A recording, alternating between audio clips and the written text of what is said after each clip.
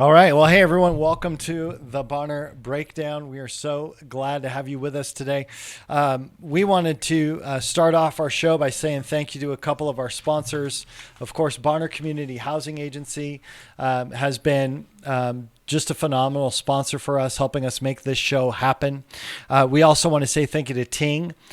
Ting is by far the best internet in town. It's the fastest. You can check your address at ting.com/Sandpoint. And if it's not in your area yet, you can pre-order Ting today and get a $200 discount when they go to install that. We can also help you. Ting can help you break free from monthly contracts, constantly being tied in. They're no nonsense. Pay for the services you get, and they're extremely fast, reliable internet service. So go to ting.com/Sandpoint. So we are going to jump into this episode 23 with Come Together North Idaho. I have Leo Hunsaker with me. So with that, we're going to get over here right to Leo. Thanks for coming on the show today. Yeah, thank you so much for having me. Yeah, awesome. So, how are you doing? I'm doing fantastic. Actually, after this interview's over, I'm going to go sit in the sun and do some paperwork because it's beautiful outside. It is. It's really nice. You're hmm absolutely right. Leo, we always start every episode off with the good report. So, do you have anything, any highlights, anything positive that you want to share that's a good report? I do. Actually, this morning, I was really happy. I went onto my Facebook and found this article, and it says now New York City, who's had the most cases of coronavirus, they are now more people are leaving the hospitals than are Right, entering yeah. the hospital. Come So on, that's with such good all of our news, right? work, we're flattening the curve. Yep. That's so great. Yeah, and it's a challenge, right?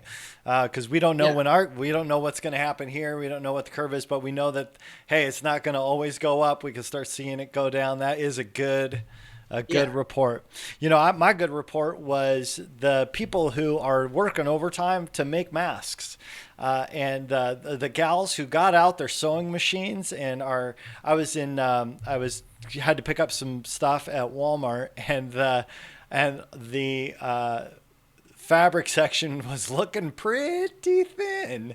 So I think that Yeah. people were buying up a lot of fabric to make masks. And so my kudos goes out to all those people who are helping out, not only healthcare workers, but we are going to be getting people who, for whatever reason, have that, or they're going to go out at all now. We're required. They want us to wear, not required, but they want us to wear those Yeah. masks. So, kudos to those people that are making them, and that's an exciting time. It's a good thing. So, with that, we just say cheers to the good report, Leo, Ting.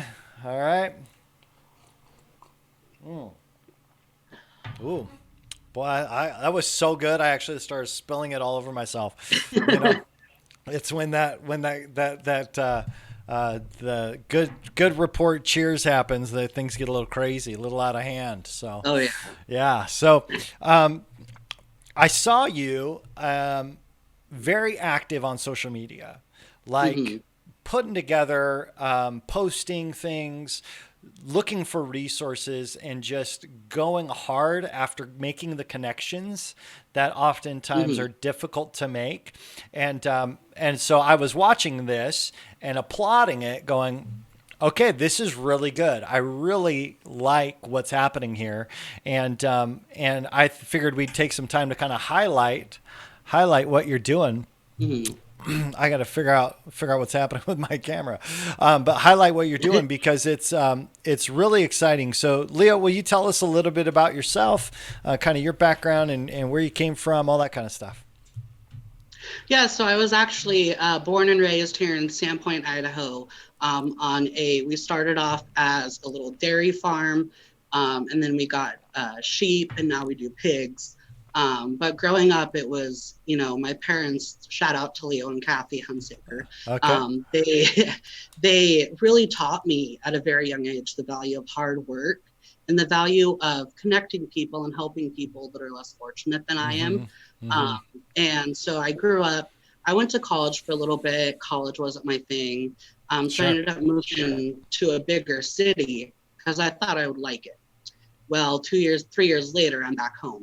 Uh-huh. Yeah, um, yeah. because the community in a bigger city is not the same as it is in Seattle, Right, you right. know.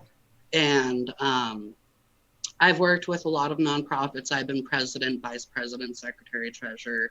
I grew up in 4-H. Okay. So big thing about that. And then I was the fair king for Bonner County Fairgrounds for a year. That's Um, fun.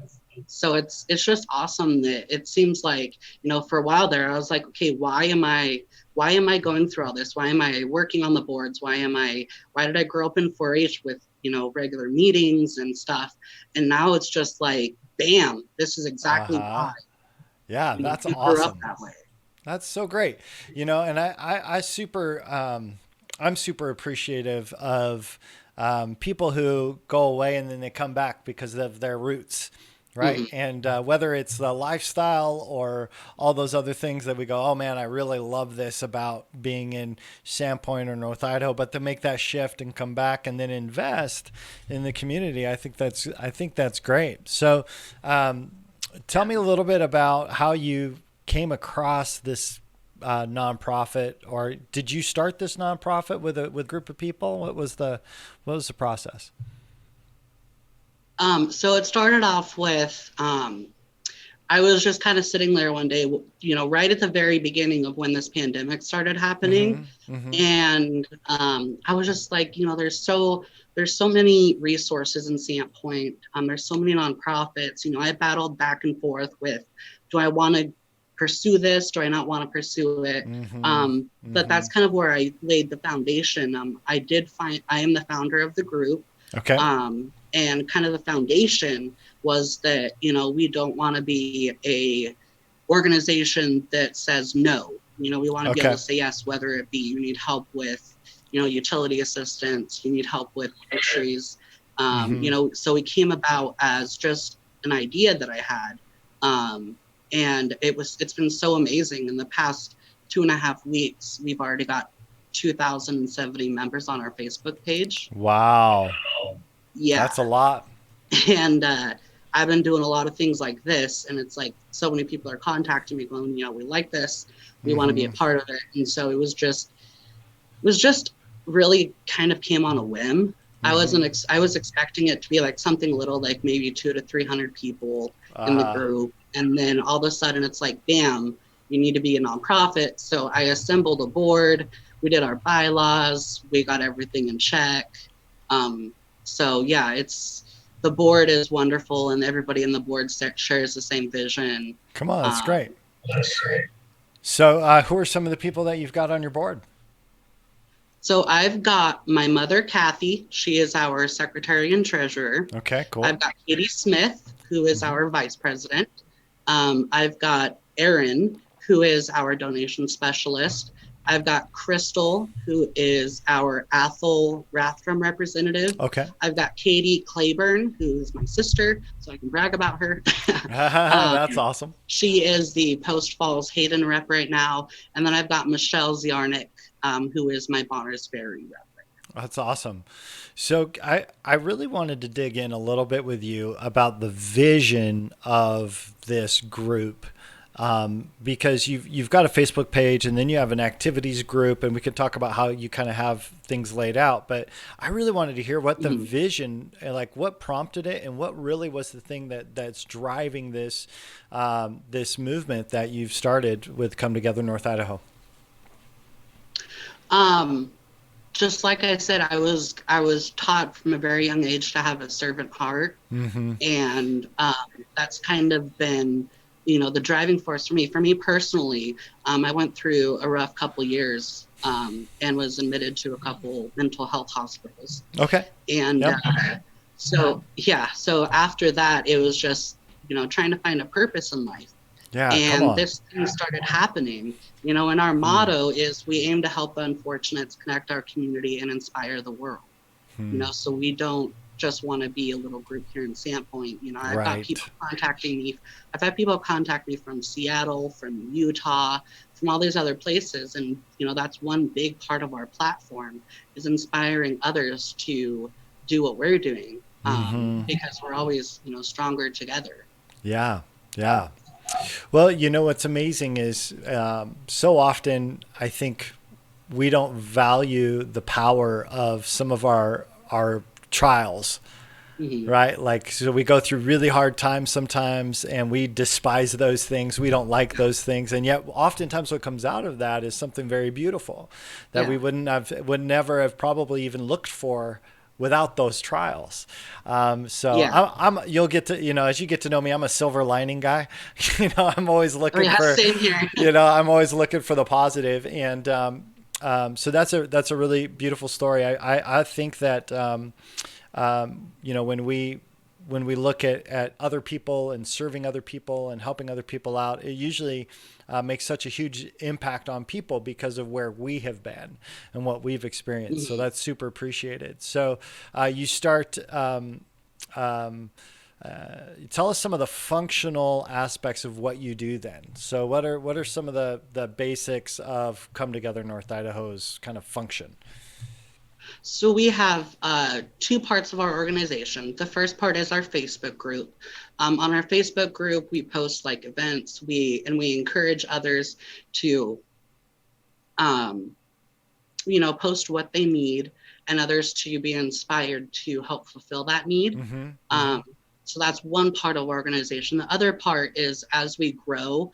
Currently with COVID-19 going on, we do Mm-hmm. things such as um, grocery shopping for Okay. seniors and immunocompromised.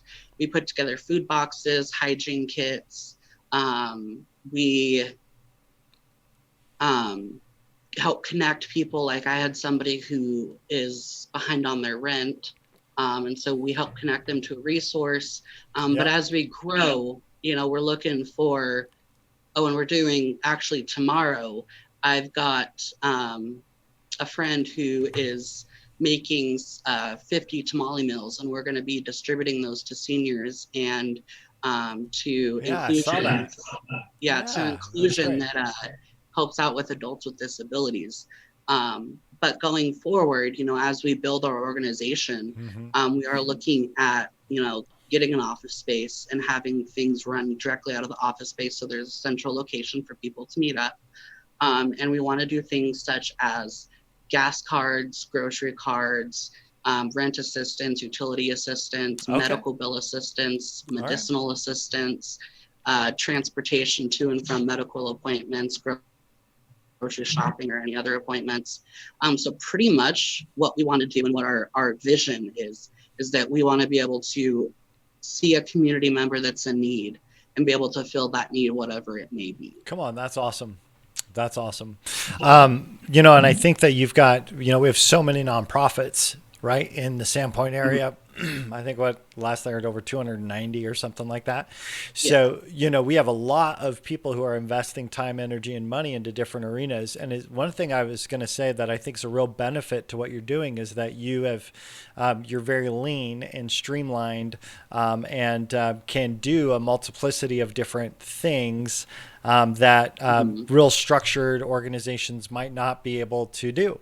And so, I Yeah. think that gives you a little bit more flexibility maybe in how you meet a need. So that seemed like I was looking at the benefits of okay, I got a request on Facebook for somebody that needs something. Take us through Mhm. the process, right? So somebody reaches out. How do you guys figure out what you're going to do? So we have a lot of, so far, I've got quite a few connections in the community. So right now, like I have somebody, my sister who's in Post Falls, we have a storage facility that was donated to us. Oh, come She's on. like, hey, I've got somebody, she's like, hey, I got somebody that needs diapers and wipes. Do we have it? And so they connect with their local representative. The representative connects with me, and then we find whatever product. And like I tell people that are wanting to donate, even if you think it's something that somebody doesn't need, I'm sure can find somebody. Like Right. I had somebody post that they needed a vacuum. It's not that any Right. donation is going to go to waste. Cool. um, and then we also are very close with, another local startup nonprofit called Northwest Mobile Food Pantry. Okay. So we do a lot of people that connect with us that are like, hey, we need food boxes, we need this as far as food goes. We contact Northwest Mobile Food Pantry, and Northwest Mobile Food Pantry actually does door delivery, Okay. which is really cool. Wow, that's awesome. And so what kind of area do they cover? Like, is it all of the North Idaho, or what's their kind of Um, region? they cover Sandpoint. Oh, okay, great. Um, yeah, we cover Bonner, Boundary, and Kootenai County. Okay. But they have been very helpful with, like, I had a lady that in Post Falls had no food. And Uh-huh. I just shot the president a message and was like, hey, this is what the situation is. And she's like, no problem. We'll put together a food box. Come on, But that's they great. are centrally located in Sandpoint and servicing Sandpoint. So, Okay, awesome. Awesome. So, and I will put some links for them in the show notes afterwards. That's great. When you look at getting the different requests and looking at fulfilling those, you mentioned that you're kind of expanding your network and working with different people. How have you found that those cooperative efforts going? Like how have you found that working? I found it works really good. There's so many organizations in Sandpoint that have, reached out to me. I've reached out to them, and one of our, in our mission statement, part of it is connect our community, Mm, you know, and so that's as we drive that mission statement, and contact these local nonprofits or businesses or whatever it may be. We drive that part of it that we're not just here to help people. We're also here to connect the community and connect our right. resources. Mm-hmm. Mm-hmm. That's great. That's awesome. What about the faith community? Have you had any contact with the faith community that's doing different stuff? Been able to partner with any churches or anything like that? I have contacted quite a few churches.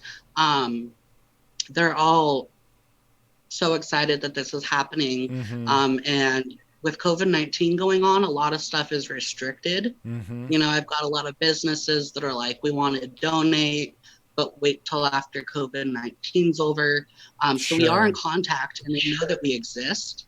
So they're able to, if people from their, faith organization need something, um, they can reach out to us. That's And awesome. as far as a faith organization goes, I do want to say thank you to Rick Ballard, who's the stake president of the LDS Church up here. He's been so nice and has allowed us to use his parking lot as donation drop off and pick off Come on, that's locations. awesome. That's great. So Good. there's Yeah. a lot of faith communities out there that are really trying to connect with us. And like I told you at the beginning of the show, Yeah. we don't promote religion or political Politics. Yeah. politics. Yeah. But people like one politician, Sage Dixon, has been so wonderful. I got to meet him, and when we did our food drive, he donated a lot of food for our food drive. Come on. So Yeah. even though we don't, endorse them, there are those people out there that we connect with Yeah. That are because we're getting. stronger together as a community. Yeah. That's awesome. That's awesome. When you look at this COVID-19 crisis, what are you seeing as being the biggest needs that you're running across online and that you're kind of advocating for through either your group or your actual services? What are some of the big needs that you're seeing right now?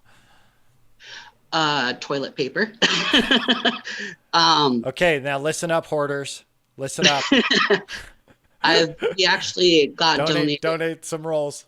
We actually got donated a case of toilet paper. So we've got a supply started. Wow, Um, that's so great. People are looking for a lot of like wipes and diapers, food, um, housing. I've had quite a few Okay. people connect to me with housing. A beautiful story that I'd like to share is that Yeah, it'd be great. My Bonner's Ferry rep, her name is Michelle. Um, she contacted me and was like, "Hey, there's this guy in Bonner's Ferry that is behind on rent by 2 months and has no food in his pantry. What can we do?" So we put together a food box and we gave it to her and sent her on her way. Well, she got there and gave the man a food box. Gosh, and this almost takes me to tears. Yeah, come on. Um, and even though this guy had like nothing, he took his time to dress up a little teddy bear and get it to our organization. So now we have a mascot. Oh, come on. That's awesome. That is awesome. Wow. It's really powerful when people who are in need get their needs met, and people usually say thank you with whatever they can Yeah. say thank you with. That's beautiful. When you look at the future post COVID-19, and you look at some of the things that you want to accomplish down the road, what do you see really happening as we come out of this kind of season of high stress, high crisis moment for the nation? When we kind of come out of this, what do you see as being some of the biggest places, then challenges, and places you want to get into and do? Well, like I said, we really want to focus on community assistance. Me personally, I was homeless for 2 years. Mm, So I know how important, a $15 gas card is, or, yeah. a little bit of clothing. So just, post COVID-19, we just want to take this to the moon. We want to be able to be a resource, for all of the inland Northwest, for Bonner, Boundary, and Kootenai County. Mm-hmm. And we want to be able to, like I said in our mission statement, inspire people to give what they can, inspire people to spread our message, inspire people to donate to our cause. Mm-hmm. And it's big shout out to Maker Point Studios. They brought us on under their nonprofit, so we were able to be a technical nonprofit, so our paperwork came Right. through. That's awesome. Um, but I'm actually meeting up with somebody on the 13th to look at an office space that they're going to donate to us. So there's, in the works, I've got a bunch of ideas in my head. Of course. Yeah. And my board's going to kill me for sharing them. But like, when we get this office space, I want to do something like a little food pantry for people, a little clothing pantry for people. So people can come in and be like, hey, I need this. And we can walk them around. There's always going to be people that are struggling. It's just a Yeah. part of life. Yep. And if we can be there to ease that burden and to build them up, as we tell people, we're not looking for a handout, we're looking for a hand up. Mm-hmm. um, Yeah. we just, as we grow, that's our big portion of our organization, is just to make sure that no community member goes hungry, no community member can't go to their doctor because they don't have Mm-hmm. money. We just want to take care of our community because it's Yeah. a beautiful community, and we band together in the most tribulous times and Yeah. get through it together. Yeah. That's great. That's great. So I wonder about as you look forward towards seeing some of those things happen. If somebody's interested in getting involved, they want to help out in some way. What do you recommend they do? So there is a wonderful network here in Sandpoint, the Sandpoint Community Resource Center. Mm-hmm. They have what's called the volunteer portal, where Mm-hmm. you can go on and you put your information in. And then as a nonprofit organization, I can go in there and post, hey, we're doing a food drive. I need so many volunteers. And people can click on that. And then I get an email that says, hey, you have a volunteer that's interested. So I would say that would be probably the first resource I'd try and get people to, is to sign up for that network. Yeah, the volunteer connect, I think it's called. Yeah, Yep. I Yep. believe, yeah, Volunteer Connect. And also, as we grow, our board is going to also start expanding.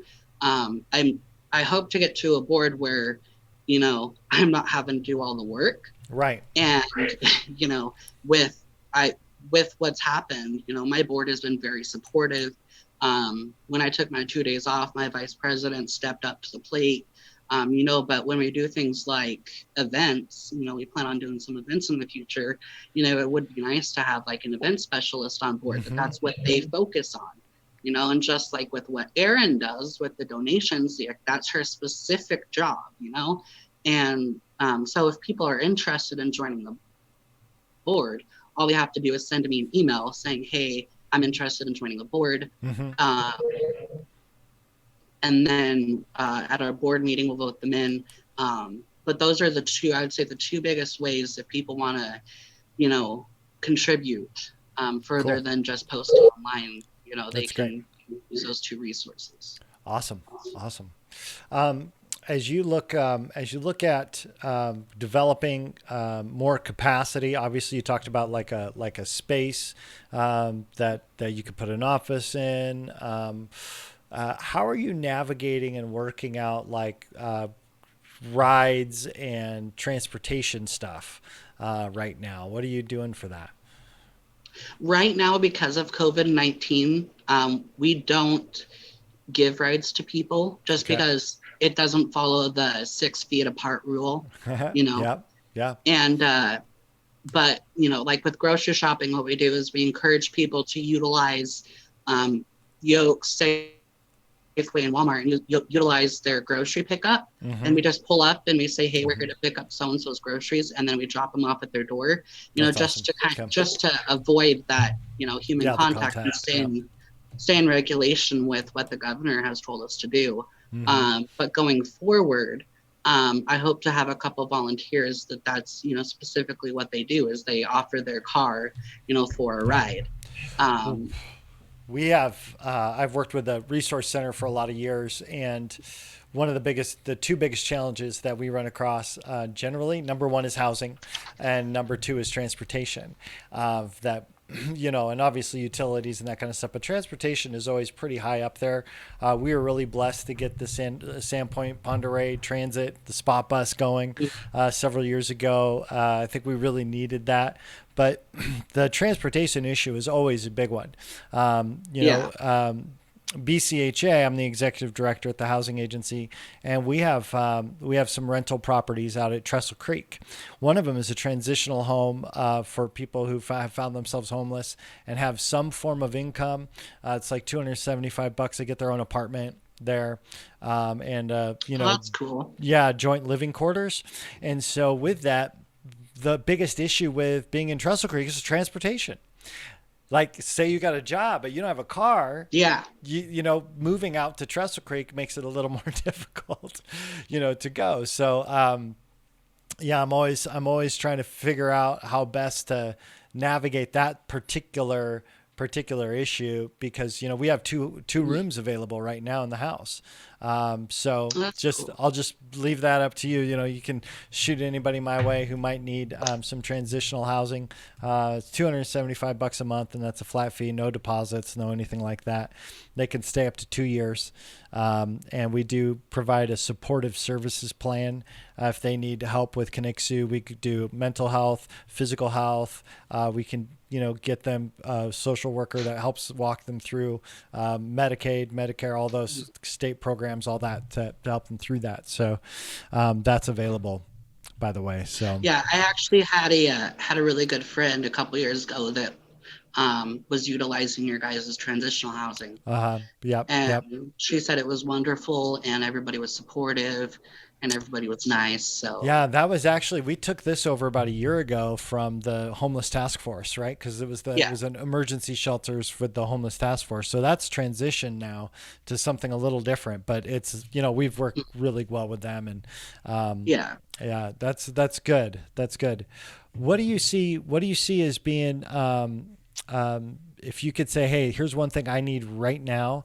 You mentioned before toilet paper. Is there anything else on the list that you're like, hey, here's some things that we could really use?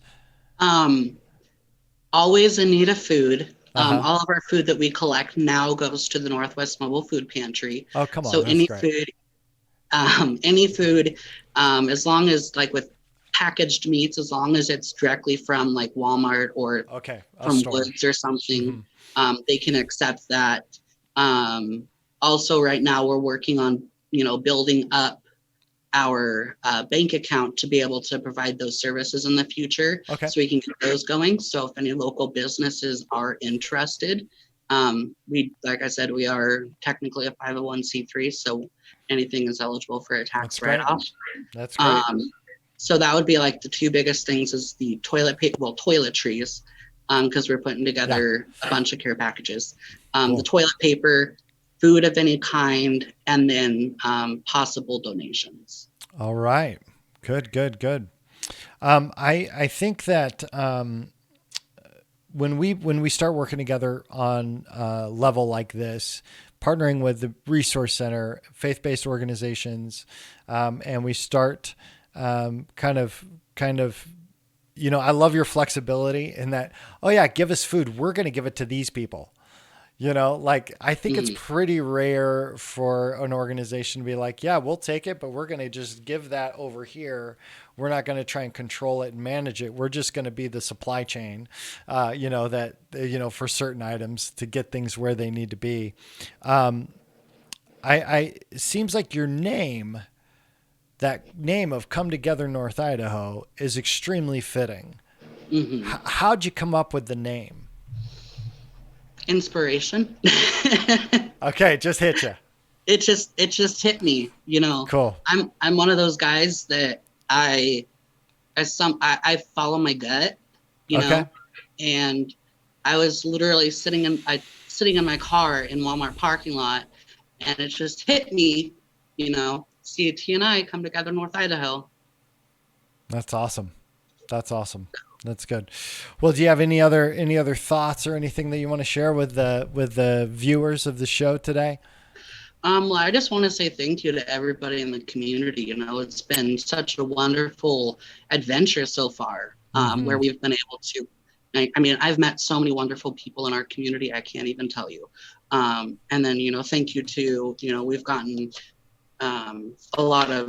quite a few donations. And I just want to say thanks to Tom and Heidi Horde, Norma Reed, Ballard Orthodontics, and San Ida Corporation. As we grow, all these local businesses are just so biting at the bit to become a part of it, and that's, a big inspiration for me that keeps me going, is that, not only are the community members looking at this as something great, but also our local businesses, Yeah.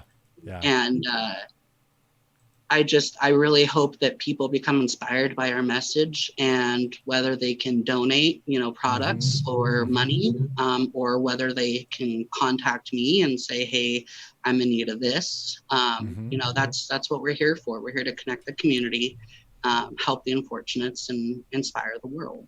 Come on. That's awesome. That's awesome. So appreciate having you on. I'm going to have you hang on the line here for just a second. And is there anything else you want to say?